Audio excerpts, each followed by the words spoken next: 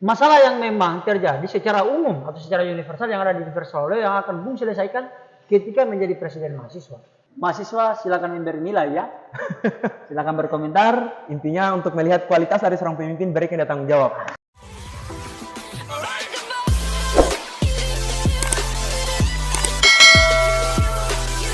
Menjadi seorang pemimpin dalam pandangan saya tidak cukup jika berpengetahuan. Sebab banyak pemimpin yang berpengetahuan namun tidak menyelesaikan persoalan mahasiswa. Maka disitulah kita butuh yang namanya mentalitas. Oke, jumpa lagi di podcast Impus ngomongin kampus. Hari ini kita akan berdiskusi masih tema yang sama dengan yang kemarin, yaitu seputaran jawaban calon presiden mahasiswa terkait isu-isu kampus. Nah, untuk membicarakan diskusi kita pada siang hari ini, saya sudah menghadirkan kawan Laude Alini, sekaligus calon presiden mahasiswa. Wow ya. Wow. Dari Fakultas Ilmu Sosial dan Politik. Oh, FISIP ya. Oke, FISIP. Oke, Bung. Jadi kita pada kesempatan kali ini mau diskusi terkait dengan isu-isu kampus. Siap. Nah, secara spesifik, isu yang akan kita bicarakan itu isu ekonomi dan isu politik.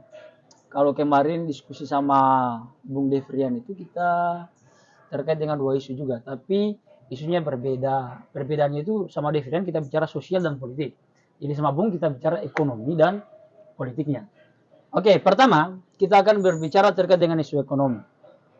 Nah, untuk isu ekonomi ini saya pikir Bung paling sudah pernah mendengar juga persoalan ini. Nah, yang pertama yang perlu kita persoalkan adalah terkait isu ekonomi adalah UKT. Siap. Problem-problem UKT ini memang merupakan menjadi substansi utama dalam problem ekonomi.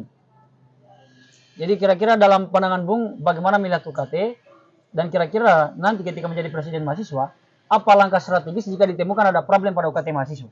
Siap, Bang. Baik, terima kasih mungkin Bang atas kesempatan yang kemudian diberikan kepada saya. Ini adalah salah satu bentuk support bagi teman-teman yang kemudian bergerak di media sosial untuk kemudian mengembangkan kreativitas dari teman-teman. Bicara pada persoalan UKT, Bang, ini sebenarnya sudah diatur dalam Permendikbud. Bicara pada persoalan UKT. Dalam standarisasi untuk pemberian UKT mahasiswa dilihat dari ekonomi yang kemudian dimiliki oleh setiap orang tua. Dari pekerjaan, dari pendapatan, dan lain sebagainya. Melihat dari segala unsur yang ada. Itu sudah diatur dalam Permendikbud. Untuk kemudian peraturan Permendikbud itu dilempar lagi ke setiap universitas yang ada. Bahkan kemarin saya baca peraturan yang kemudian diterapkan oleh birokrasi di UGM. Dalam proses penempatan UKT itu adalah yang namanya UKT 0, yaitu bidik misi. UKT 1, yang kemudian pendapatan orang tuanya 500 sampai ke atas, kemudian 2 sampai 6. Itu yang kemudian menjadi standarisasi untuk pemberian UKT kepada setiap mahasiswa. Makanya dalam sudut pandang yang kemudian kita lihat hari ini bahwa secara realitas banyak sebenarnya problematika yang terjadi untuk pemberian UKT. Terkadang proses pemberian UKT kepada mahasiswa tidak secara merinci dan secara menyeluruh melihat pendapatan dari setiap orang tua mahasiswa. Itu yang kemudian harus diketahui. Bahwa juga ada beberapa mahasiswa yang seharusnya mendapatkan bidik misi tetapi tidak tercover. Ini yang menjadi problem buat kita semua. Kemudian juga ada yang seharusnya mahasiswa yang kemudian UKT-nya tidak harus melonjak dengan dilihat dari pendapatan orang tua, tetapi karena pada persoalan mungkin kurangnya verifikasi yang kemudian dilakukan oleh pihak birokrasi, maka di situ terjadi kecerobohan dan terjadi proses pemberian balance ya. Keputusan yang kemudian diberikan oleh WHO tidak sesuai dengan pendapatan orang tua. Itulah yang kemudian harus kita lihat bersama. Untuk kita mengetahui bagaimana kemudian permasalahan yang sesungguhnya pada pembayaran UKT, kita harus melakukan riset, Bang. Mau tidak mau. Karena metode kerja yang kemudian saya lihat di beberapa BEM universitas yang sudah maju hari ini, untuk kemudian melihat problematika yang ada di bawah, kita harus melakukan riset, mau tidak mau. Dan strategi untuk kemudian kita melakukan riset, untuk melihat permasalahan-permasalahan UKT yang ada, supaya kita memiliki data yang akurat, konkret. Makanya saya ingin melakukan kolaborasi. Itulah tagline yang kemudian saya bangun. Kolaborasi tujuannya adalah untuk kemudian bekerja sama dengan setiap HMPS, BEM fakultas, untuk kemudian kita turun ke bawah. Menanyakan secara langsung kepada seluruh pimpinan-pimpinan lembaga yang ada di bawah ini. Karena mereka lah yang kemudian merasakan secara langsung dan menangkap secara langsung aspirasi dari teman-teman. Sekaligus juga kami akan menyediakan forum-forum khusus untuk menangkap aspirasi dari teman-teman. Bahkan kami nanti ke depan akan mengadakan website, di mana di website tersebut program kerja dan struktur kepengurusan itu akan dilihat. Dan di website tersebut juga mahasiswa yang kemudian tidak berani untuk menyampaikan kritikan terhadap permasalahan-permasalahan di kampus, mereka bisa menyampaikan melalui website tersebut dengan memanfaatkan perkembangan digital. Melalui misalkan riset-riset yang kemudian kita lakukan, langkah yang kemudian harus kita ambil kedua adalah kajian isu atau misalkan kajian permasalahan yang ada di bawah ketika kita sudah mendapatkan masalah tersebut. Ketika misalkan kita sudah mendapatkan titik temu dari permasalahan yang ada, kita harus melakukan langkah-langkah persuasif, Bang. Langkah-langkah persuasif itu adalah setiap permasalahan yang ada di Universal Law harus kemudian kita sampaikan. Karena terkadang kalau misalkan HMPS untuk bersuara sendiri, mereka kadang mengalami ketakutan secara personal. Jangan sampai kemudian ancaman-ancaman yang ada. Makanya BEM UHO harus menjadi poros. BEM UHO harus menjadi poros penggerak, menjadi tonggak utama di dalam proses kelembagaan. Ini saya telah saya lakukan kemudian pada saat saya menjadi Menteri Advokasi dan Pergerakan. Permasalahan pada persoalan penjualan buku dan UKT. Kita kembali ke pokok pembahasan sebelumnya, Bang, pada persoalan UKT. Inilah yang harus menjadi konsentrasi kita bersama. Ketika misalkan terdapat permasalahan dalam proses pemberian UKT kepada setiap mahasiswa, atau misalkan birokrasi kesewenang-wenangan untuk memberikan kemudian permasalahan UKT, memberikan biaya UKT kepada mahasiswa, itu harus kemudian BEM UHO mengambil sikap secara tegas. Percuma kemudian kalau hanya kita sudah mendapatkan masalah tapi kita tidak berani untuk bersikap, itu percuma, sama saja omong kosong kemudian kita lakukan.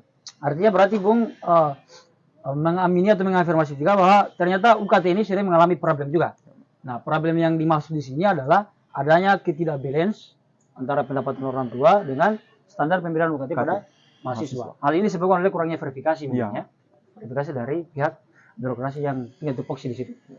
Nah, kemudian kalau terjadi problem seperti itu, karena secara faktual juga kita sering temukan, saya punya teman juga itu UKT-nya juga melonjak, tapi pendapatan orang tuanya tidak sepersekian. Nah, itu menjadi masalah. Nah, tapi kebetulan tadi Bung sudah menawarkan langkah strategis, yaitu dengan melakukan riset. Nah, riset yang dimaksudnya adalah membangun sebuah kolaborasi ya, dalam tagline-nya. Kolaborasi itu adalah kolaborasi antar lembaga di Universitas Law ya.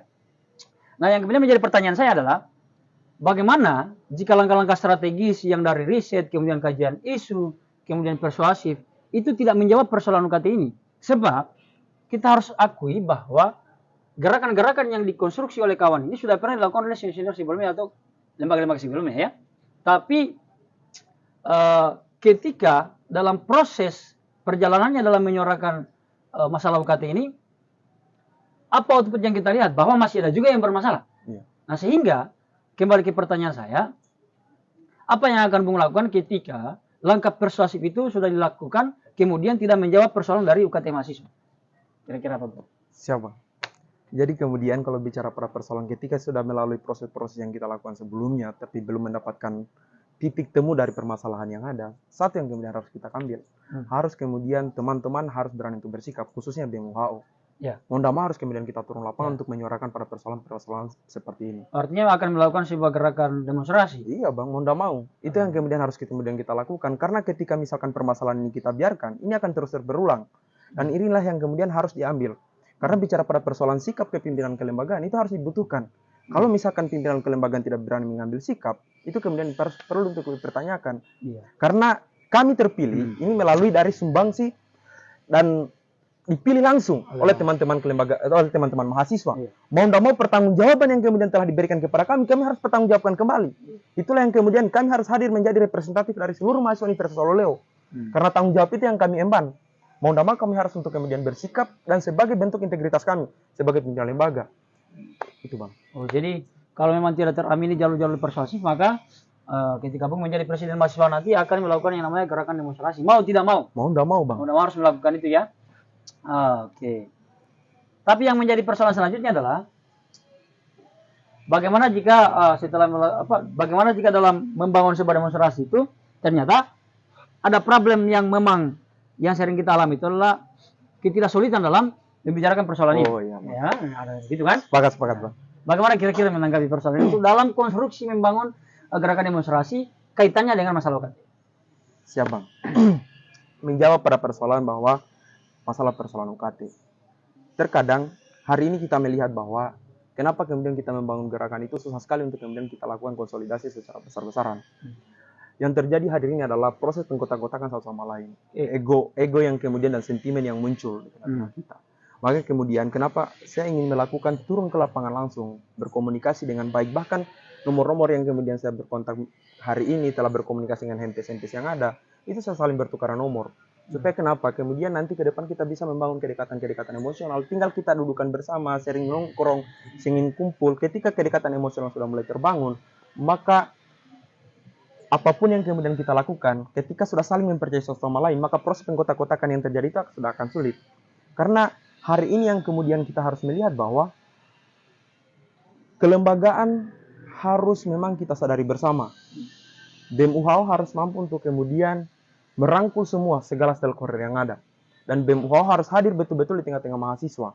Melakukan kolaborasi ini, membangun yang namanya kedekatan emosional, keharmonisan, kekerabatan dengan seluruh pimpinan-pimpinan lembaga yang lainnya.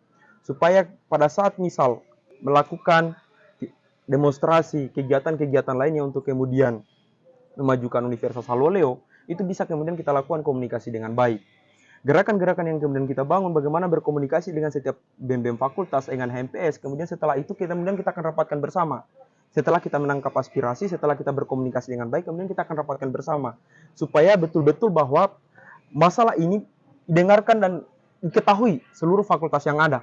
Terkadang sebelum kita membangun isu, ada beberapa fakultas yang belum mengetahui atau beberapa teman-teman HMPS yang belum mengetahui. Makanya BEM UHO misalkan harus kemudian turun, ketua BEM harus turun bersama Menteri Pergerakan, misalnya Menteri Internal, harus kemudian turun ke bawah, berdialog secara langsung dengan ketua-ketua BEM, dengan ketua-ketua HMPS. Jangan kemudian BEM UHO merasa dirinya lebih tinggi, merendahkan yang lainnya. Itu tidak seperti itu, tetapi masing-masing mempunyai jalur komando yang masing-masing. Tapi yang kita lakukan adalah bagaimana sistem koordinasi yang ada. Itu yang kemudian harus kita lakukan hari ini. Karena kita kalau kerja sendiri tidak bisa, Bang. Maka yang paling penting adalah menumbuhkan saling percaya satu sama lain. Ketika sudah terbangun saling kepercayaan, maka yakin dan percaya apapun yang kemudian kita lakukan itu bisa bersama-sama dan solid. Oke. Menarik ya. Kemudian kalau kita bicara dalam konteks demonstrasi kemudian kaitannya dengan UKT, tentu tidak jauh-jauh yang kita hadapi adalah birokrasi. Nah, artinya bahwa nanti dalam proses membangun kesulitan dengan organisasi-organisasi internal UHO, kemudian membangun sebuah kajian isu bersama, kemudian menentukan alternatif bergerak bersama, tapi yang kita mau tabrak ini birokrasi loh. Jadi kira-kira bagaimana, kan ada namanya stigma begini, kalau birokrasi yang kita tabrak, itu biasanya teman-teman banyak yang takut. Jadi kira-kira bagaimana menanggapi itu kira-kira? Ya. Pertanyaan seperti ini, ketakutan itu kenapa kemudian sampai muncul? Kalau betul-betul ada permasalahan, kalau betul-betul kemudian ada keresahan yang muncul di tengah-tengah mahasiswa, itu yang kemudian harus kita suarakan. Kalau ketakutan-ketakutan terus itu terjadi, ini akan menjadi masalah kita bersama. Ya, dan akan berkepanjangan terus. Dan akan berkepanjangan terus. Jangan harap kemudian masalah-masalah seperti ini akan selesai. Kalau kita tidak saling menguatkan satu sama lain, maka yang dipentingkan bahwa dibutuhkan bahwa di seluruh pengurus BEM UHO nanti ke depan adalah orang-orang yang memiliki integritas, keberanian, dan kejujuran. Karena kenapa? Bicara pada persoalan sikap. Karena untuk melihat kualitas dari seorang pemimpin, berikan dia tanggung jawab. Ketika dia mampu, kemudian sudah diberikan tanggung jawab, kemudian tidak mampu dijalankan dengan baik, itu walau alam bisawab seperti apa yang kemudian terjadi. Harus turun kan itu. Lanjut. Makanya kemudian harus kita berani bersikap sejujurnya. Tetapi dengan prosedur-prosedur yang kemudian harus sesuai dengan standarisasi yang ada. Sebagaimana kemudian harus memang kita menjadi komitmen bersama hal masalah-masalah seperti ini. Ini menjadi konsentrasi bersama. Jangan biarkan kemudian ada satu teman misal mendapatkan masalah. Kemudian mau bersuara dia takut. Dan dia tidak tahu di mana tempat untuk menyampaikan masalahnya ini. Maka disitulah kemudian kelembagaan ini harus hadir. Betul-betul bahwa untuk menanggap segala aspirasi yang ada itu melalui kelembagaan kemahasiswaan yang kemudian harus hadir di tengah-tengah mahasiswa. Supaya mereka menyampaikan apa yang menjadi kritik, apa yang menjadi kritikan, apa yang menjadi keresahan yang dialami secara langsung. Universitas Haloleo harus kemudian bisa kita tanggap dengan baik. Makanya kita harus sediakan wadah misalkan kayak website tersebut. Atau tidak misalkan dia menyampaikan ke HMPS. HMPS kemudian kalau kita sudah melakukan koordinasi dengan baik, HMPS menyampaikan ke BEM Fakultas menyampaikan kepada BEM UHO. Ini tinggal kita rapatkan bersama, kita tinggal dudukan bersama. Apakah ini masalah urgen yang kemudian harus kita selesaikan? Atau misalkan teman-teman di fakultas mampu untuk kemudian menyelesaikan secara pribadi? Apakah teman-teman HMPS mampu menyelesaikan secara pribadi? Atau juga kalau tidak mampu untuk diselesaikan secara ya HMPS atau di BEM Fakultas, BEM UHO siap untuk kemudian menampung aspirasi tersebut. Itulah yang kemudian harus kita lakukan bersama. Bahwa jangan biarkan teman-teman untuk berjuang sendiri. Tetapi bicara pada persoalan kelembagaan, bagaimana kemudian kita harus mampu untuk kemudian berkoordinasi untuk menjawab segala permasalahan yang ada. Itulah tujuan terbentuknya kelembagaan kampus. Oke. Jika memang bahwa aspirasi itu disampaikan melalui organisasi, lembaga. Nah, kita bicara fakta, misalnya BEM hari ini kan tidak menyuarakan persoalan UKT. Ya. BEM hari ini ya. Lama-lama. Faktanya kan memang begitu ya. Faktanya begitu ya. Tidak menyuarakan persoalan UKT. Nah, artinya bahwa aspirasi itu saya tidak percaya tidak sampai di BEM. Ya kan? Saya tidak percaya tidak sampai di BEM. Hanya problemnya, kenapa tidak sampai tersuarakan persoalan UKT ini? Sekarang bagaimana Bung meyakinkan kepada teman-teman mahasiswa bahwa Bung itu berani untuk melawan orang-orang yang mengintervensi Bung, kemudian melawan orang-orang yang berusaha untuk mengkanter atau menghalangi Bung untuk menyuarakan aspirasi mahasiswa. Coba kita yakinkan dulu sama teman-teman mahasiswa. Ini calon presiden ini, bos. Intinya Bang seperti ini. Tidak ada alasan ketika kita menyuarakan sebuah kebenaran. Itu yang kemudian menjadi tolak ukur kita. Kalau kita bicara pada persoalan bahwa untuk kemudian menyuarakan kebenaran, menyuarakan keadilan bagi teman-teman, terus apa alasan kita untuk kemudian tidak bersikap? Itu yang menjadi pertanyaan kita semua sebenarnya. Jangan sampai intervensi nanti. Kalau hal keburukan yang kemudian kita lakukan, baru kemudian kita tidak boleh lakukan. Kalau misalkan hal-hal buruk yang kemudian melekat, yang kemudian dibisikkan kepada kita, itu kemudian harus kita filter. Kalau misalkan bicara pada persoalan data konkret, permasalahan betul-betul terjadi, apa alasan yang kemudian kita tidak boleh untuk kemudian bersuara dan kemudian bersikap pada persoalan masalah-masalah seperti ini? Bicara pada persoalan intervensi, makanya pimpinan kelembagaan harus dibutuhkan yang namanya integritas dan keberanian. Itu pada persoalan itu, Bang. Kalau tidak ada keberanian dari pimpinan kelembagaan, maka yakin dan percaya bahwa permasalahan-permasalahan yang ada dari persoalan penjualan buku dan lain sebagainya, yakin dan percaya ini barang tidak akan terselesaikan dengan baik. Tetapi yakin dan percaya juga yang harus kemudian kita lakukan adalah komitmen bersama. Jangan biarkan kemudian permasalahan-permasalahan ini disuarakan secara personal. Tetapi bagaimana kemudian setiap masalah yang ada berarti masalah kita bersama. Seperti itu. Berarti artinya Bung menyampaikan teman-teman meyakin kepada Bung itu karena persoalan kalau benar gas. Kalau salah ya, kalau salah gas. Makanya mau benar, mau salah, kalau benar apa yang saya suarakan maka saya gas. Kalau salah yang saya lakukan, maka untuk apa saya lakukan? Dan kemudian untuk alternatif untuk menggas yang benar itu adalah dengan membangun sinergitas bersama teman-teman lembaga. Supaya tidak ada lagi sistem pengkotak-kotakan satu sama lain. Supaya tidak ada lagi terbangun bahwa ego, sentimen yang kemudian dibangun di Universal Leo. Kita satu alma mater loh. Ada apa alasan untuk kemudian kita saling membangun ego antar satu sama lain? Itu Bang. Berarti secara sederhana atau secara ringkasnya, strategi yang akan Bung lakukan ketika menjadi presiden mahasiswa itu adalah yang pertama, kaitan masalah dengan UKT ini, pertama melakukan riset, kemudian kajian isu, kemudian langkah persuasif. Kemudian kalau tidak dilakukan langkah persuasif, maka akan dilakukan gerakan demonstrasi. Nah, dalam demonstrasi ini kita akan diperhadapkan dengan birokrasi, maka di situ kawan menjawab, dia tetap berani untuk menabrak birokrasi ataupun siapapun yang mencoba mengintervensi, karena kalau kita beri di atas kebenaran, maka perlu kita suarakan. Kira-kira begitu ya. Itu yang dibutuhkan betul-betul teman-teman mahasiswa hari ini. Setelah saya keliling beberapa fakultas yang ada, itu harus kemudian disuarakan secara bersama-sama. Itu isu pertama ya. Selanjutnya masih seputaran isu ekonomi juga. Ini sebenarnya masalah memang yang sudah bersejarah dan berlumut sebenarnya. Saya tidak tahu kenapa masih saja ada persoalan ini, padahal kita punya lembaga yang katanya sebagai representasi dari mahasiswa. Ya? Jadi masalah itu adalah persoalan parsel ya, request, kemudian pengamplopan ketika ujian dan lain sebagainya. Ya. Tentu Bung juga pasti mengafirmasi bahwa ini terjadi di fakultas Bung atau hampir semua ya. Hampir semua ya. Bukan saya tidak bilang semua, tapi hampir. Makanya kita harus melakukan riset terdalam. Iya, harus melakukan risetnya. Tapi saya mau bicara pada persoalan tanggapan Bung. Ya. Bagaimana jika fenomena ini terjadi di masa pemerintahan Bung? Apa yang akan Bung lakukan ketika ada fenomena-fenomena parsel pengamplopan untuk ujian ini? Kira-kira. Makanya sama seperti pada persoalan UKT yang sebelum saya sampaikan tadi, Bang. Karena untuk kemudian menyuarakan segala sesuatu permasalahan yang ada, kita harus memiliki data yang konkret. Karena sebelum kita menuduh seseorang, kita harus memiliki bukti dulu, Bang. Tapi kan faktanya banyak memang. Makanya itulah yang kemudian menjadi tanggung jawab BEM UHAO. Kalau betul-betul ada terjadi misalkan pada persoalan-persoalan seperti itu, maka harus ada bukti-bukti yang kemudian bisa diberikan kepada BMUHO supaya menjadi penguatan buat kami. Karena ketika kita akan berbicara pada persoalan ini, ditanya buktinya seperti apa. Ya. Maka kita akan kelabakan, kita hanya kemudian mengandai-mengandai dan menangkap segala aspirasi yang ada. Kita tidak mengetahui secara konkretnya seperti apa. Maka di situ kemudian harus kita melakukan riset terlebih dahulu, seperti yang sampaikan sebelumnya, Bang. Melakukan riset terlebih dahulu, mengumpulkan bukti-bukti yang ada. Ketika misalkan kita sudah mendapatkan bukti yang ada, kemudian kita lakukan seperti kajian tadi. Setelah misalkan kajian tadi sudah dilakukan, langkah-langkah persuasif seperti yang kemudian kita lakukan. Setelah itu ketika misalkan langkah persuasif tidak menemukan titik temu, maka yang harus kemudian kita lakukan adalah kita suarakan secara langsung kepada orang-orang yang kemudian betul-betul melakukan itu. Dan sebenarnya juga pada persoalan penjualan buku ini, Bang, sudah diatur di yang parsel misal atau pada persoalan penjualan buku sudah diatur sebenarnya di peraturan rektor nomor 1 tahun 2019. Di pasal, kalau saya tidak salah, kalau bukan pasal 27 huruf G itu sudah disampaikan bahwa dosen tidak boleh menerima dalam bentuk apapun, pemberian dalam bentuk apapun di luar dari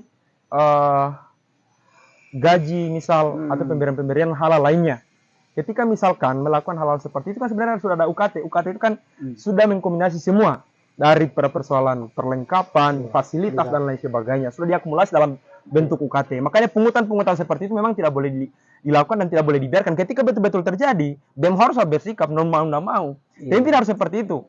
Ketika misalkan kita tidak berani untuk bersikap, kita kembali lagi sebelumnya, Bang, bahwa hal-hal itu akan terjadi terus. Dan ini hanya menjadi perbincangan-perbincangan, diskusi-diskusi, dan tidak menemukan titik solusi di mana.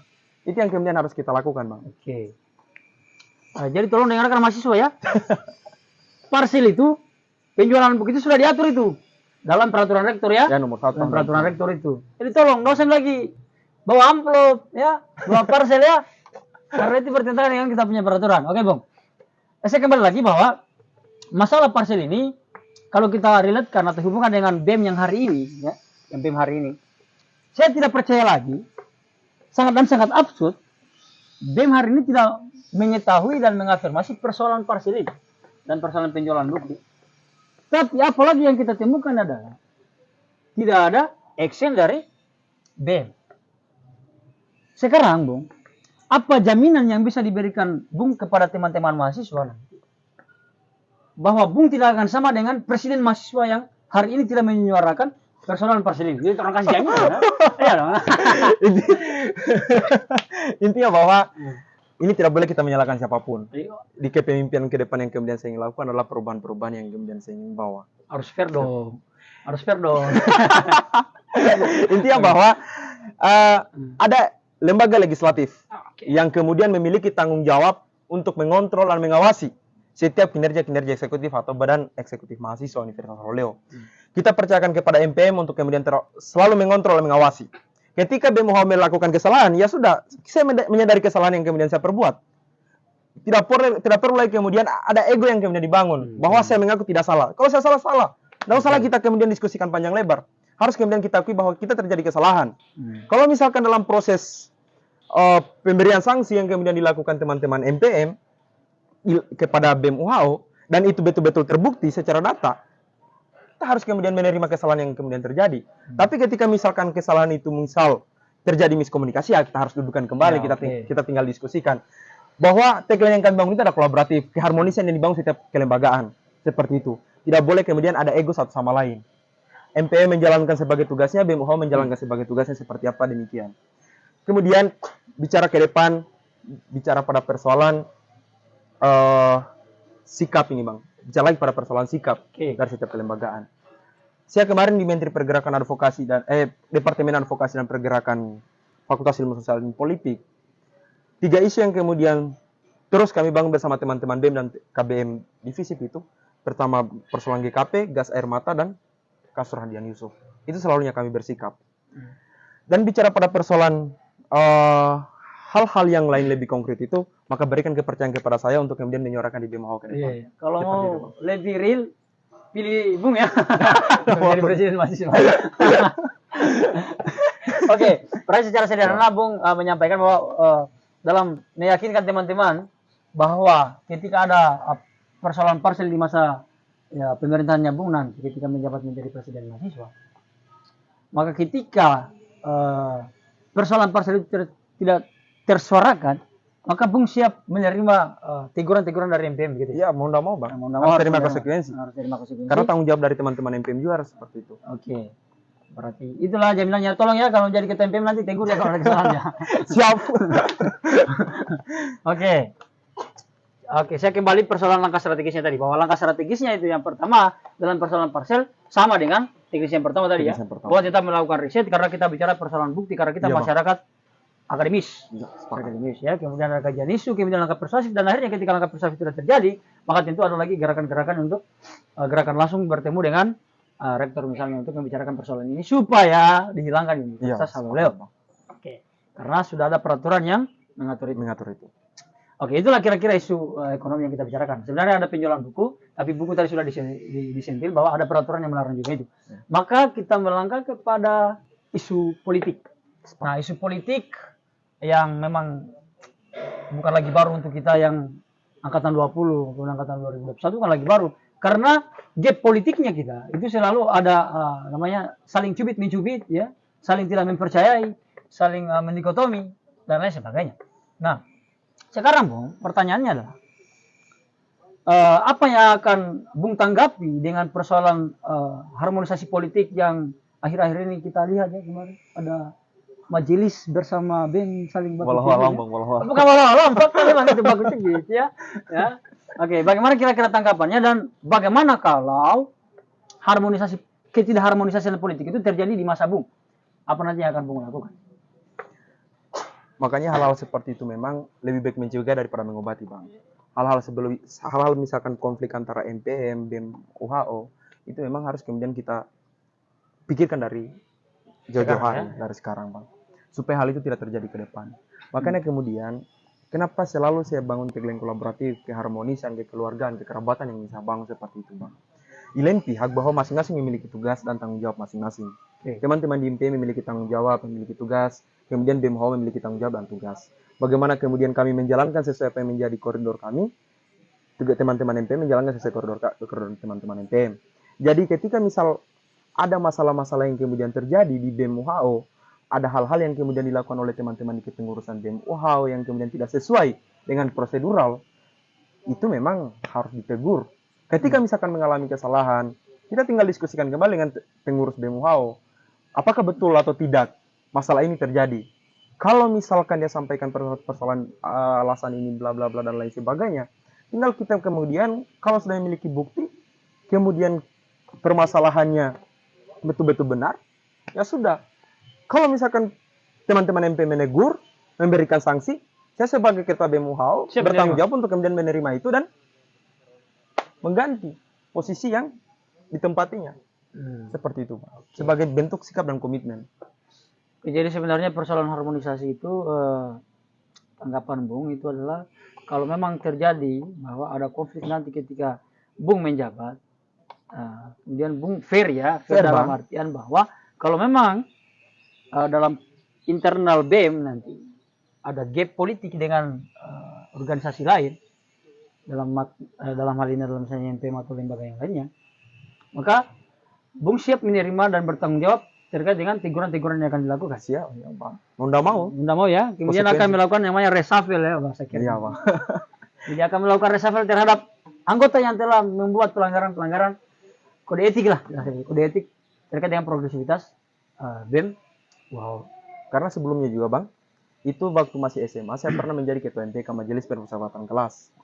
Jadi saya mengetahui betul bagaimana, tapi kan di UHO lebih luas lagi.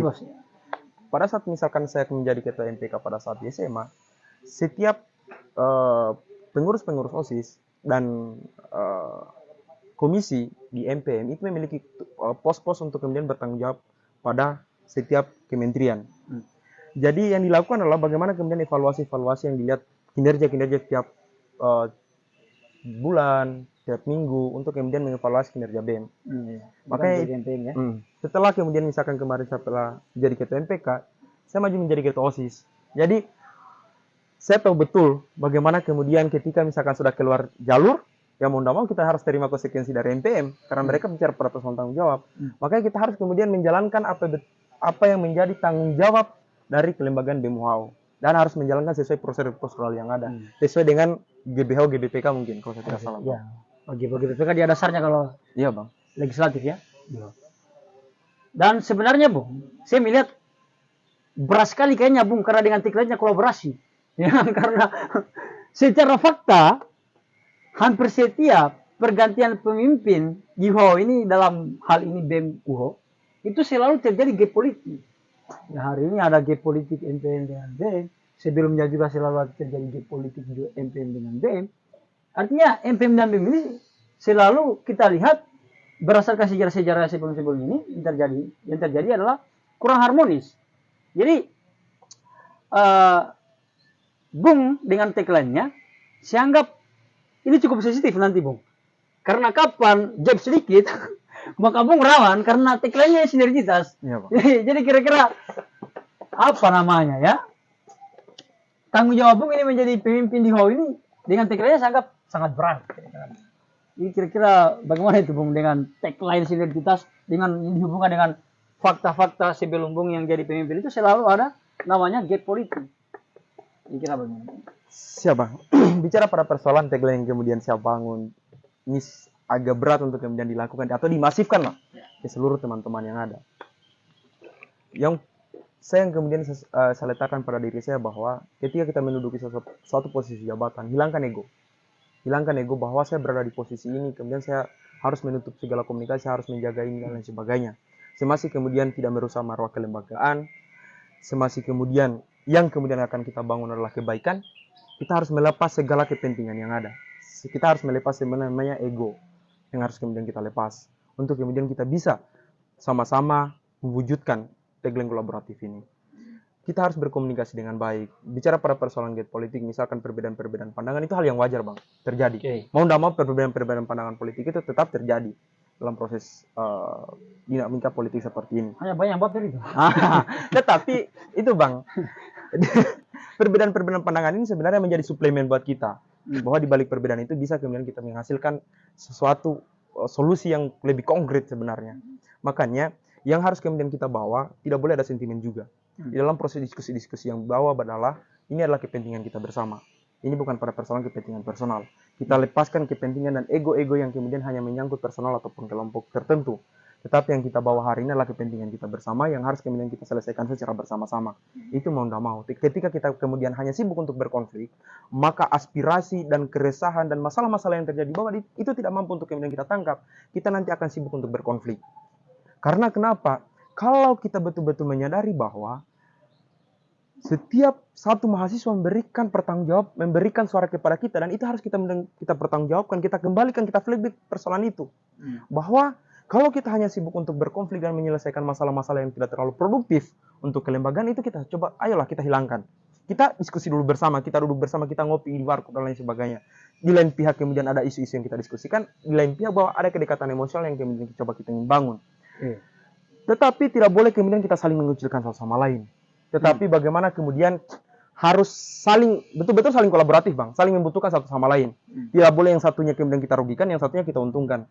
Tetapi bagaimana kemudian yang satunya kita untungkan, yang satunya kita untungkan, semuanya kemudian kita mendapatkan keuntungan bersama-sama demi kebaikan bersama. Itulah yang kemudian harus disadari juga bersama.